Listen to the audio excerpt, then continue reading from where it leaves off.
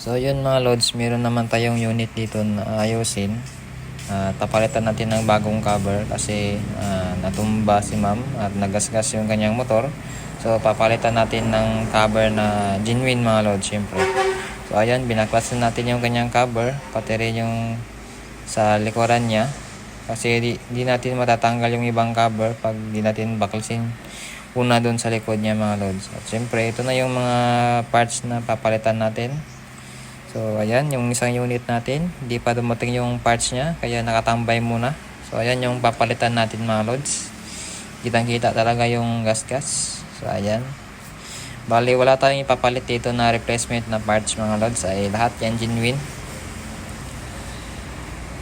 Bali nagpa-schedule pala si ma'am, so ngayong araw siya nagbalik sa atin kasi nung isang araw ay bumalik siya, medyo busy tayo, so ngayon lang siya bumalik. So ito na yung time na babaklasin natin yung mga cover niya mga lods. So ayan,